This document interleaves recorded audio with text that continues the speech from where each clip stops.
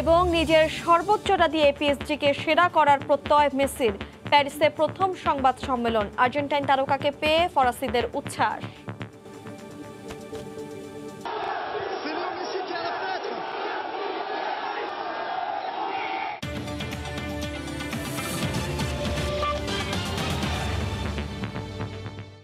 আন্তর্জাতিক সময়ের সঙ্গে আছি আমি তানজিলা খান মিম।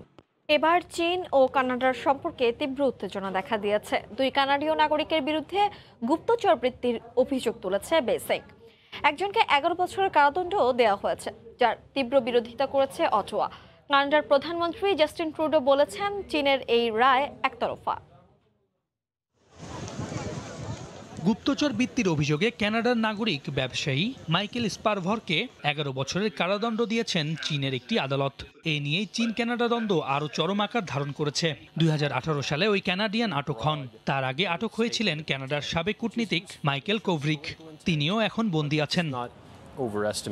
গুপ্তচর বৃত্তির যে অভিযোগ তা নিয়ে চীনের দাবি 2 বছরের বেশি সময় তদন্তে এই রায় দেয়া হয়েছে। কানাডার প্রধানমন্ত্রী জাস্টিন ট্রুডো চীনের এই সিদ্ধান্তকে অগ্রহণযোগ্য ও আইনের পরিপন্থী বলে আখ্যা দিয়েছেন। সমালোচনা করেছেন চীনে নিযুক্ত কানাডার রাষ্ট্রদূত। নিন্দা জানানোর ভাষা নেই। যে সিদ্ধান্ত এলো এতে কোনো স্বচ্ছতা ছিল না। তাকে ছাড়াও আরও একজন আমাদের নাগরিককে বন্দী রাখা হয়েছে। আমরা তাদের অবিলম্বে মুক্তি চাই। সম্প্রতি এক কানাডিয়ান নাগরিককে চোরাচালানের অভিযোগে মৃত্যুদণ্ড দেয় চীনের আদালত, যা নিয়ে কঠোর নিন্দা জানায় অটোয়া। এর আগে 2018 সালে চীন ভিত্তিক প্রযুক্তি জায়ান্ট হুয়াওয়ের প্রধান আর্থিক নির্বাহী মেং ওয়াংঝুকে যুক্তরাষ্ট্রের অনুরোধে আটক করে কানাডা। এরপর থেকেই চীনের সঙ্গে দেশটির সম্পর্কের অবনতি শুরু। সে বছরই কোভরিক ও স্পারভরকে আটক করে চীন। সৈয়দ ইফতেখার, সময় সংবাদ। আন্তর্জাতিক সময় আরও থাকছে। যুক্তরাষ্ট্রের লাস ভেগাসে চলছে পোশাক শিল্প ও ফ্যাশন বিষয়ক সম্মেলন। যোগ দিয়েছে বাংলাদেশও। পোশাক শিল্পে বিনিয়োগ বাড়ার আশা। পিএসজির হয়ে চ্যাম্পিয়ন্স লিগ জিততে সর্বোচ্চটা উজাড় করে দিতে চান লিওনেল মেসি। পিএসজিতে যোগ দেওয়ার পর প্রথমবারের মতো সংবাদ সম্মেলনে এসে নিজের লক্ষ্যের কথা জানিয়েছেন মেসি। সব জটিলতা কাটিয়ে এই ক্লাবটাতে শেষ পর্যন্ত আসতে পেরেছি, সেজন্য ক্লাব কর্তৃপক্ষকে ধন্যবাদ। পিএসজির হয়ে আমার সেরাটা দিতে চাই। আমি আমার ক্যারিয়ারের শুরুতে যতটা ক্ষুধার্ত ছিলাম, এখনো ততটাই ক্ষুধার্ত। পিএসজির হয়ে আমি সর্বোচ্চ দিয়ে চ্যাম্পিয়ন্স লিগ জিততে চাই এবং সম্ভাব্য সব ট্রফি জিততে চাই। তবে কাজটা সহজ হবে না। পৃথিবীর শ্রেষ্ঠ খেলোয়াড়রা এক দলে থাকলেও এটা ফুটবল, তাই কোনো কিছুই সুনিশ্চিত নয়। দলের সবার সঙ্গে বন্ধুত্বপূর্ণ সম্পর্ক গড়ে তুললেই এই কাজটা সহজ হবে। আন্তর্জাতিক সময়ে আরো থাকছে। মঙ্গল গ্রহে নাসার সংগ্রহ করা শিলা উধাও রাখা হয়েছিল ধাতব টিউবে। খতিয়ে দেখা হচ্ছে অদৃশ্য হওয়ার কারণ। 2024 সালের নির্বাচনে আবারও প্রতিদ্বন্দ্বিতা করবেন সাবেক মার্কিন প্রেসিডেন্ট ডোনাল্ড ট্রাম্প। তার একসময় প্রেস সেক্রেটারি শন স্পাইসার গণমাধ্যমে একথাই বলেছেন। এজন্য ভেতরে ভেতরে প্রস্তুতিও নিচ্ছেন এই রিপাবলিকান নেতা। ডোনাল্ড ট্রাম্প ক্ষমতা হারানোর পর এখন তেমন একটা আলোচনায় নেই। তিনি অনেকটা উপেক্ষিত গণমাধ্যমে, এমনকি সামাজিক যোগাযোগ মাধ্যমেও নেই তার অস্তিত্ব। তবে ট্রাম্প ভেতরে ভেতরে ঠিকই প্রস্তুতি নিচ্ছেন 2024 সালের নির্বাচনে দাঁড়ানোর। আবারও প্রেসিডেন্ট পদের জন্য ট্রাম্প লড়বেন বলে জানিয়েছেন তার একসময়ের প্রেস সেক্রেটারি শন স্পাইসার। ওয়াশিংটন এক্সামিনার নামে একটি সাপ্তাহিককে দেয়া সাক্ষাৎকারে তিনি এই কথা বলেন। স্পাইসার দাবি করেন ট্রাম্প নির্বাচনে লড়ার জন্য মানসিকভাবে দৃঢ়। তিনি এখন ভেতরে ভেতরে প্রস্তুতি নিচ্ছেন। মূলত জো বাইডেনের নেওয়া পদক্ষেপগুলোতে অখুশি ট্রাম্প। তিনি নির্বাচনে জয়লাভ করে বাইডেনকে দেখিয়ে দিতে চান। যদিও 2020 সালে জো বাইডেনের কাছে ট্রাম্প হারার পর ট্রাম্পের পরিকল্পনা সম্পর্কে স্পাইসার যত বক্তব্য দিয়েছেন তার সবই ভুয়া হিসাবে প্রমাণিত হয়েছে। 2017 সালে স্পাইসার হোয়াইট হাউসের প্রেস সেক্রেটারির পদ ত্যাগ করেন। সৈয়দ ইফতেখার, সময় সংবাদ। যুক্তরাষ্ট্রের লাস ভেগাসে বিশ্বজুড়ে পোশাক উৎপাদনের মিলন মেলা ম্যাজিক লাস ভেগাস 2021-এ অংশ নিয়েছে বাংলাদেশ সহ বিভিন্ন দেশের ব্যবসায়ী ও প্রযুক্তিবিদরা। 3 দিনব্যাপী এ সম্মেলনের উদ্বোধন হয় 9 আগস্ট। যুক্তরাষ্ট্রের লাস ভেগাস থেকে লস্কর আল মামুনের রিপোর্ট। ম্যাজিক লাস ভেগাস 2021 মার্কিন যুক্তরাষ্ট্রে সর্বাধিক বিস্তৃত পোশাক শিল্প ও ফ্যাশন বিষয়ক সম্মেলন। প্রতি বছর ফেব্রুয়ারি ও আগস্ট মাসে দুবার আয়োজন করা হয় পোশাক ও ফ্যাশনের নতুন তথ্য ও প্রযুক্তি বিষয়ক প্রদর্শনীর। ব্যবসায়িক উন্নয়ন ও ফ্যাশন জগতে নতুনত্বের খোঁজে প্রতি বছর যুক্তরাষ্ট্রের নেভাদা অঙ্গরাজ্যের বিখ্যাত লাস ভেগাস শহরে আয়োজন করা হয় এই সম্মেলনের। এতে দেশি বিদেশি ব্যবসায়ীরা অংশ নেন। আমরা এবার খুব ভালো সাড়া পেয়েছি। সো এটা বাংলাদেশের জন্য একটা গুড নিউজও বটে।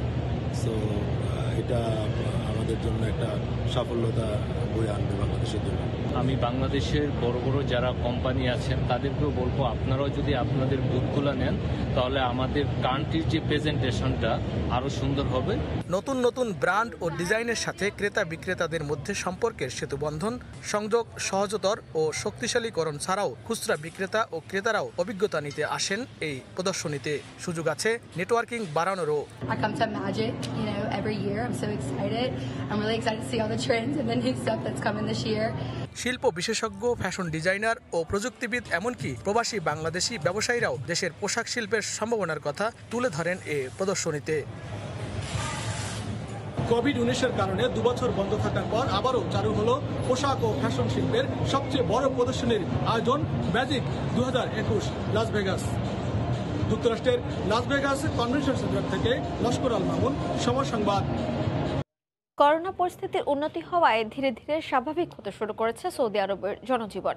ইতিমধ্যে বেশিরভাগ মানুষের টিকাদান সম্পন্ন হলেও পরবর্তী ঢেউ মোকাবেলায় কঠোর অবস্থানে রয়েছে সৌদি সরকার। বিস্তারিত সহকর্মী আরিফুর রহমানের রিপোর্টে।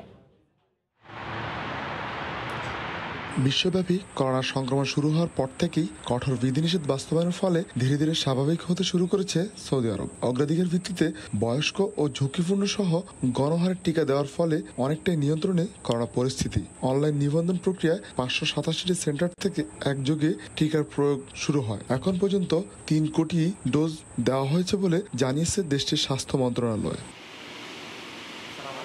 ব্যবসা প্রতিষ্ঠান সহ খুলে দেওয়া হয়েছে বিনোদন কেন্দ্রগুলো। এছাড়া পর্যটকদের জন্য উন্মুক্ত করা হয়েছে ভিসা ব্যবস্থা। এতে করেই অনেকটাই স্বস্তিতে দেশটির জনজীবন। করোনা নিয়ন্ত্রণে আসায় খুশি সেখানকার প্রবাসী বাংলাদেশিরাও। এদিকে করোনা পরিস্থিতির উন্নতি হলেও করোনার পরবর্তী ঢেউ মোকাবেলায় সতর্ক অবস্থানে রয়েছে দেশটির সরকার। ব্যবসা প্রতিষ্ঠান খুলে দিলেও মেনে চলতে হবে সামাজিক দূরত্ব সহ কঠোর বিধিনিষেধ। আরিফুর রহমান, সময় সংবাদ, সৌদি আরব। কুয়েতে ষাটোর্ধ্ব বয়সী নন গ্র্যাজুয়েট প্রবাসীদের জন্য আকামা নবায়ন ফি আগের চেয়ে কমানোর প্রস্তাব দিয়েছে মন্ত্রিপরিষদ। সরকারের এই সিদ্ধান্তকে স্বাগত জানিয়েছেন প্রবাসী বাংলাদেশিরা। শরীফ মোহাম্মদ মিজানুর রহমানের তথ্য ও ছবিতে রিপোর্ট। কুয়েতে বসবাসরত ষাটোর্ধ্ব নন গ্র্যাজুয়েট প্রবাসী শ্রমিকদের আকামা নবায়নের ফি 2000 কুয়েতি দিনার থেকে কমিয়ে 500 দিনারের প্রস্তাব করেছে দেশটির মন্ত্রিপরিষদ বিভাগ। স্থানীয় ইংরেজি দৈনিক আরব টাইমস বরাতে জানা যায়, কুয়েতের বাণিজ্য ও শিল্পমন্ত্রী ডক্টর আবদুল্লাহ আল সালমান দেশটির জনশক্তি কর্তৃপক্ষের পরিচালনা পর্ষদের কাছে এই প্রস্তাব দিলে শিগগিরই ব্যবস্থা নেওয়ার আশ্বাস দেয় তারা।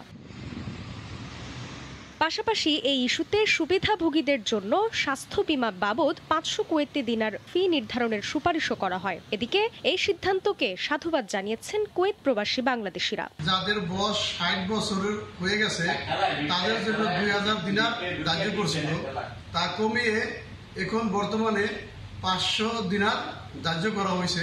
আমাদেরকে আগামী 500 দিনার করব, ইয়াতে কুয়েত সরকারে ধন্যবাদ জানাই।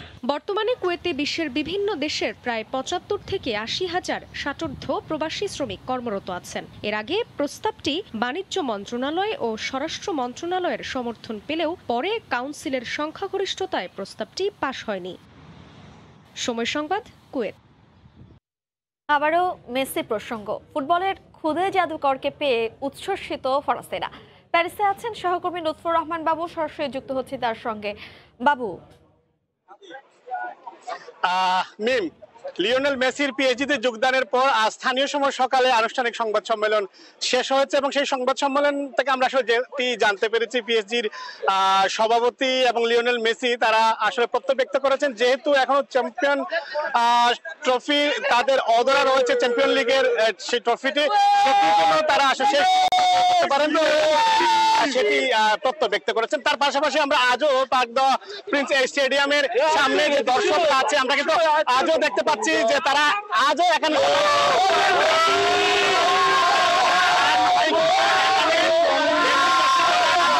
দিচ্ছেন এবং গতকাল থেকে তাদের যে উৎসাহ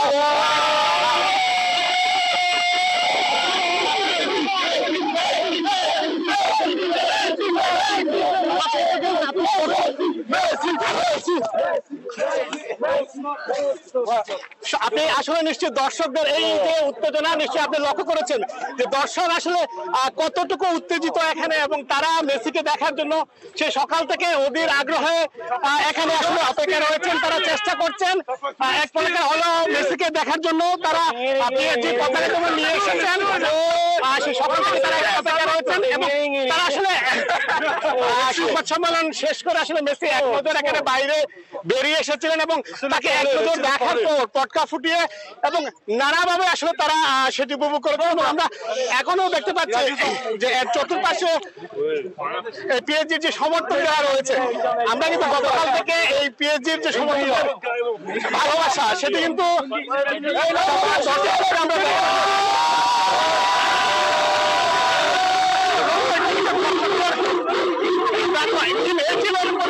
সর্বশেষ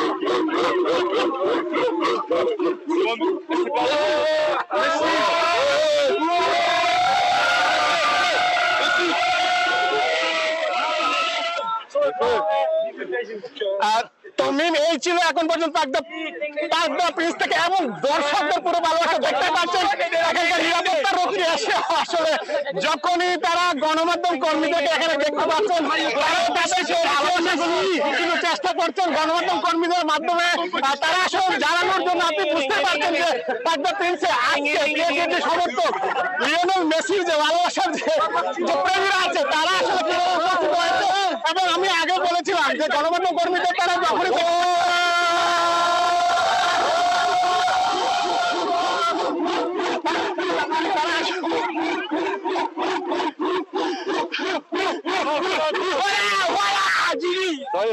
এই ছিল এখন পর্যন্ত আসলে আমাদের দর্শকদের ভালোবাসা প্যারিস থেকে মেসি ভক্তদের উচ্ছ্বাস জানাচ্ছিলেন সহকর্মী লুৎফর রহমান বাবু। মঙ্গল গ্রহে প্রাণের অস্তিত্ব খুঁজতে গিয়ে নাসার সংগ্রহ করা শিলা উধাও হয়ে গেছে। সম্প্রতি মঙ্গলে পাঠানো রোবট নমুনা হিসেবে শিলাটি নিয়ে আসে রাখা হয়েছিল ধাতব টিউবে। শিলাটি কিভাবে গায়েব হলো তা বের করার চেষ্টা চালিয়ে যাচ্ছে নাসা। লাল এই গ্রহটিতে অতীতে কোনো প্রাণের অস্তিত্ব ছিল কিনা তা অনুসন্ধানে মঙ্গল পৃষ্ঠে নাসার পাঠানো পার্সিভারেন্স নামে মঙ্গলযানটির সাথে ঘটল অদ্ভুত এই ঘটনা। সম্প্রতি মঙ্গলযানের সাথে পাঠানো রোবটটি নমুনা হিসেবে একটি শিলা সংগ্রহ করে একটি ধাতব টিউবে রেখেছিল। পার্সিভারেন্স পরীক্ষা করতে গিয়ে দেখে শিলাটি উধাও। নাসার গবেষকরা বলছেন শিলাটি হারিয়ে যাবার পেছনে এটির বিশেষ বৈশিষ্ট্য দায়ী হতে পারে। গবেষকরা এখন এ ধাঁধার সমাধান করতে আরও কিছু ছবি বিশ্লেষণ করছে। তারা ধাতব টিউব থেকে শিলাটি কেন হারিয়ে গেল তা বের করবেন। চলতি বছরের ফেব্রুয়ারিতে মঙ্গলযানটি পাঠানো হয়। এর রোবটটিতে 2 মিটার লম্বা বাহু রয়েছে, যেটি ভূমি খনন ও পাথরের কোর পদার্থ বের করে আনতে সক্ষম। যে বিশেষ খাদে রোবটটি অবতরণ করেছে একটি বিরাট হ্রদ ছিল। এটিতে পানি ও প্রাণের অস্তিত্ব ছিল বলেও ধারণা করা হয়। জিনিয়া শেখ, সময় সংবাদ। নেই উত্তাল জলরাশি কিংবা আছড়ে পড়া ঢেউ, তারপরও মাদ্রিদবাসীর কাছে খুবই জনপ্রিয় নদী রিও মানছানারেস। উৎস থেকে 92 কিলোমিটার পথ পাড়ি দিয়ে নদীটি মাদ্রিদের বুক চিরে চলে গেছে আরও কিছু দূর। স্পেন প্রতিনিধি সাইফুল আমিনের তথ্য ও চিত্র রিপোর্ট। স্থানীয় সরকারের তত্ত্বাবধানে মোটা অঙ্কের অর্থ ব্যয়ে স্পেনের মাদ্রিদ শহরে অবস্থিত রিও মানসানারেস নদীর দুই ধারে 25 হেক্টর জায়গা জুড়ে নির্মাণ করা হয়েছে সুদৃশ্য পার্ক, যা লম্বায় 10 কিলোমিটার। ইউরোপের মধ্যে এটিই সবচেয়ে দীর্ঘতম পার্ক। চারপাশে লাগানো হয়েছে সারি সারি গাছ। শিশুদের জন্য খেলাধুলার আয়োজন, সাইকেল চালানো এবং হাঁটার জন্য আলাদাভাবে তৈরি করা পরিপাটি রাস্তা, পানির ফোয়ারা, নদীর উপর নির্মিত ব্রিজগুলোও চোখে পড়ার মতো। দেশের গ্রামীণ পরিবেশগুলো আমরা দেখতে পাই ওই জায়গার মধ্যে, তাই বন্ধু বান্ধব নিয়ে ওই জায়গার মধ্যে আসা অনেক ভালো লাগে। আমরা যারা স্পেনে বাঙালিরা বসবাস করি, আমরা কাজের ফাঁকে বন্ধু বান্ধব মিলে আমরা এখানে বেড়াতে আসি। এখানে জায়গাটা অনেক সুন্দর। ভ্রমণ পিপাসুদের তৃপ্তি ও তৃষ্ণা মেটাতে আছে বিভিন্ন ধরনের বার, রেস্টুরেন্ট, আর বয়স্কদের বসার জন্য আছে সারি সারি বেঞ্চ। সবুজের সমারোহে ঘেরা এই আধুনিক পার্কটি মাদ্রিদবাসী সহ বিশ্বের বিভিন্ন দেশের ভ্রমণ পিপাসুদের আকৃষ্ট করছে বারবার। পার্কটি পরিপাটি হওয়ায় একে মাদ্রিদের ফুসফুসও বলা হয়। এখানে আসি কেননা এখানে আমরা ভালো লাগে সবচেয়ে। এখানে সুন্দর একটা ব্রিজ আছে, পাশে দিয়ে একটা নদী আছে, তারপরে গাছপালা, অনেক লোক আছে আমাদের মতো ঘুরতে আসছে। সবাই মিলে এখানে ঘুরতে ভালোই লাগে। ছুটি বা বিশেষ দিনেও পার্কটিতে দেখা যায় মানুষের উপচে পড়া ভিড়। স্পেন, সময় সংবাদ। স্প্যানিশ ফুটবলের ঝড় যেন থামছেই না। মেসিকে হারানোর দিনে আরও একটা দুঃসংবাদ পেল লা লিগা কর্তৃপক্ষ। এবার তাদের বিরুদ্ধে মামলা করার সিদ্ধান্ত নিয়েছে রিয়াল মাদ্রিদ কর্তৃপক্ষ। লা লিগা সিভিসির সঙ্গে চুক্তি করায় এ সিদ্ধান্ত নিয়েছে ফ্লোরেন্তিনো পেরেজ বাহিনী।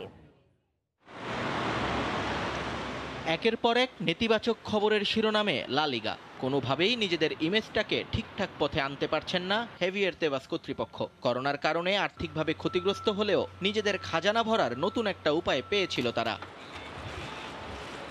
কিন্তু ক্লাবগুলোর বিরোধিতায় সে পথে হাঁটতে পারছিল না তেবাস বাহিনী। তবে শেষ পর্যন্ত সিভিসির সঙ্গে সে চুক্তি সম্পাদন করেছে লা লিগার হর্তাকর্তারা। ফলাফল, এখন 270 কোটি ইউরো ভাগ করে দেয়া হবে লিগের ক্লাবগুলোর মাঝে। কিন্তু নানা শর্তের বেড়াজালে আটকে বিশাল অঙ্কের এই অর্থ নিতে রাজি হয়নি রিয়াল বার্সা, যে কারণে মেসিকেও ছেড়ে দিয়েছে কাতালোনিয়ানরা। মূলত ইউরোপিয়ান সুপার লিগ তত্ত্ব থেকে সরে আসতে না চাওয়ার কারণেই সিভিসির সঙ্গে করা চুক্তি নিয়ে আপত্তি দুই জায়ান্টের।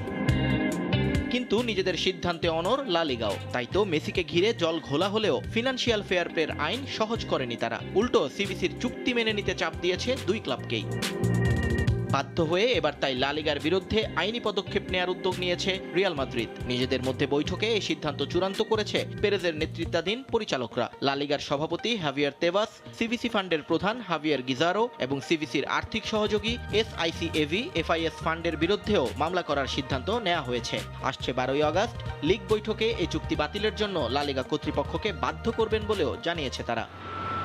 বার্সেলোনা ক্লাবের পক্ষ থেকে এখনো কোনো সিদ্ধান্ত জানানো না হলেও তারা যে পেরেজের পক্ষে থাকবেন সেটা এক প্রকার নিশ্চিত করেই বলা যায়। নিয়ন মোহাইমিন, সময় সংবাদ। এই ছিল আন্তর্জাতিক সময়ের সঙ্গে থাকুন সময়।